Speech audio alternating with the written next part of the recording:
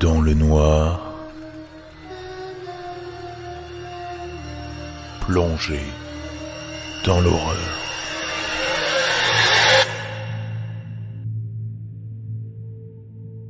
Mes chers amis, je vais vous raconter mon histoire, j'ai besoin de m'exprimer. Je la poste ici car je sais que je ne serai pas pris pour un fou. La plupart se diront que ce n'est là qu'une affabulation de ma part, afin d'effrayer les auditeurs. Les autres auront l'esprit suffisamment ouvert pour ne pas me juger. En fin de compte, je ne crois pas que cela revêt une quelconque importance. Mes chers amis, ne m'en tenez pas rigueur, mais vous ne serez que mon exutoire.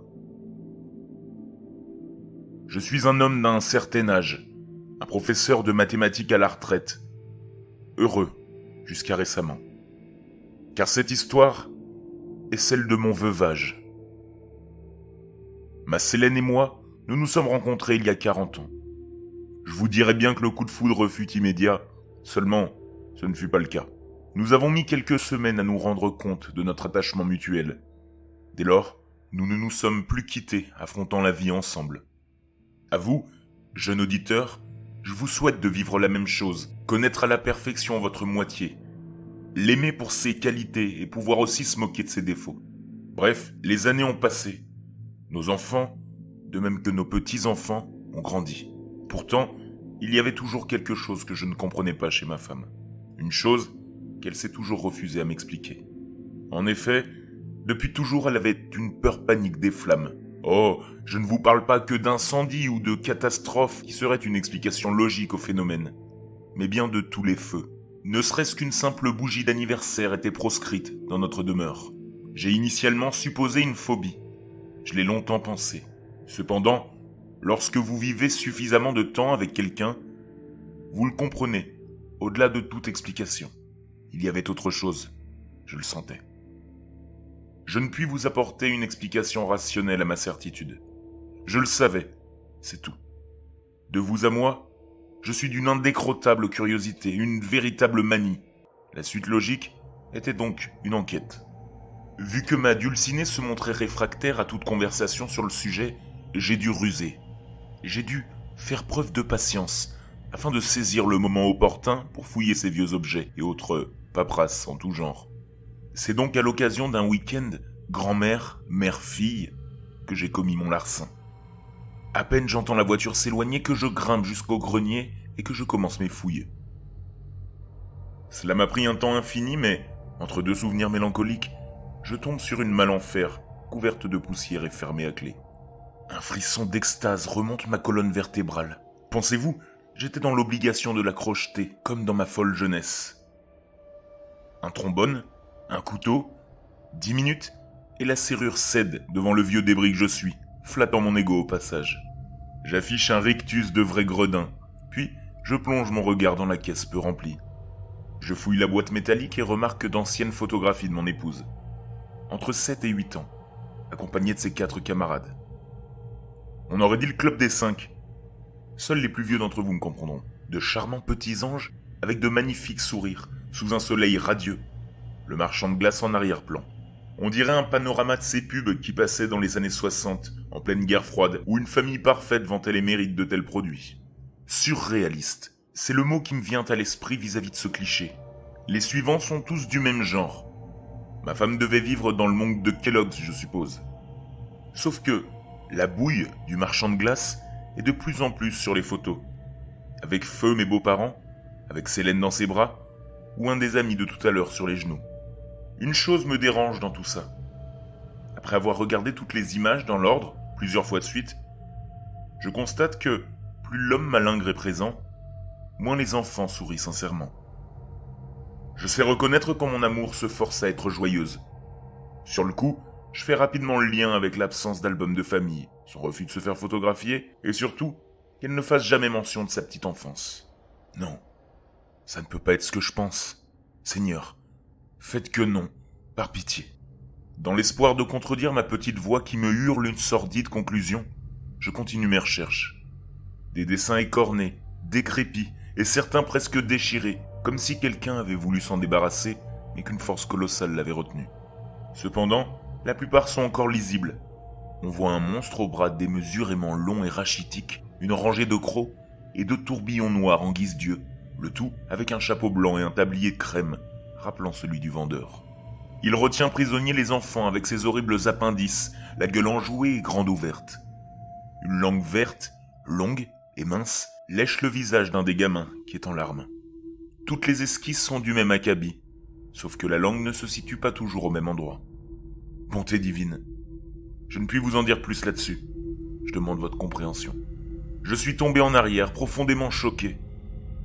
Si vous voulez me demander pourquoi j'ai continué à fouiller, je ne peux vous répondre avec certitude, mais j'ai continué. Quelque chose en moi m'y a poussé. J'ouvre alors un journal intime, très ancien, incroyablement bien conservé. L'ouvrage dégage une sorte d'aura malsaine et immonde. Ce petit livre en cuir avec une licorne gravée sur la couverture me terrorise. Pourtant, je l'ouvre et le lis. Je ne vous narrerai pas tous les détails. Le respect que j'ai pour mon épouse m'oblige à une certaine discrétion. De toute façon, seul ce passage compte vraiment. Nounours, le nom de son ami imaginaire à l'époque, c'était vraiment horrible. Le marchand a emporté tous mes copains. Il nous a dit de le suivre dans la chaufferie de l'école pour jouer. Mais on n'a pas joué. Il nous mouillait un par un avec un liquide qui pue. Et puis il a commencé à jeter des allumettes sur mes copains. Ils ont crié. Nounours, aide-moi. Papa, le papa de David, de Christine, d'Henri et de Marc sont arrivés. Ils m'ont sorti. Je ne me sens pas bien. Nounours, réponds-moi s'il te plaît. Je vous assure que la lecture de ces lignes a été très éprouvante. Un sentiment de culpabilité a commencé à me ronger. Pourtant je ne me suis pas arrêté. Un article de journal est tombé dans la reliure écorchée, avec pour titre « Le courrier cauchois », datant du 4 juillet 1964. Le croque-mitaine de Saint-Lô. 4 jeunes enfants âgés de 7 à 8 ans ont été retrouvés brûlés vifs dans la chaufferie d'une école de la paroisse. Les forces de l'ordre ont pu remonter jusqu'au coupable, un marchand de glace bien connu des habitants. Ce dernier a été retrouvé sur la place de l'église, immolé par le feu. Il s'agirait selon la police d'une vengeance populaire. Les pères des victimes sont sortis ce matin de garde à vue. Aucune charge n'est actuellement retenue à leur encontre. Le commissaire s'est refusé à tout commentaire supplémentaire et déclare que l'enquête est toujours en cours. Le récent préfet, M. Raymond Jacquet, a réagi sur le sujet en déclarant « Bien que je condamne avec fermeté l'action de ces justiciers, dont l'identité exacte nous est encore inconnue, en tant que père, je comprends leurs gestes. Nos sources nous indiquent que l'affaire risque d'être classée sans suite en raison de la réticence des Lodiens à coopérer avec les autorités, du manque de preuves tangibles, ainsi que d'une certaine mauvaise volonté de la part des enquêteurs. La suite du journal intime est constituée de nombreuses descriptions des sensations de ma femme à la vue du feu. Mon amour voyait les enfants et l'homme revenir chaque fois qu'elle se trouvait en présence de flammes. Il disait qu'ils étaient là pour venir la chercher, qu'elle leur manquait, qu'ils l'aimaient. Les notes psychiatriques ultérieures qu'elle a pu récupérer venant des années 70 vraisemblablement font mention de troubles et de paranoïa post-traumatique. Selon le docteur Bernard, la peur des flammes est l'extériorisation du traumatisme par une figure identifiable comme mauvaise et externe à la personne. Il décrit la terreur comme positive. Selon ses notes, évite que le sujet ne prenne les hallucinations comme étant une chose normale dans son existence. La peur prévient donc, en partie, les risques de confondre les délires psychotiques et la réalité. En l'état, je préconise une dose régulière d'iproniazide, mais l'internement n'est pas nécessaire actuellement. J'ai fermé tout ça et je me suis promis de plus jamais violer le jardin secret de ma femme. Plus jamais. Quelques mois après cet événement, ma femme est tombée sévèrement malade. Et, têtue comme une mule, elle a refusé l'hospitalisation. Je me suis donc occupé d'elle, du mieux dont j'étais capable.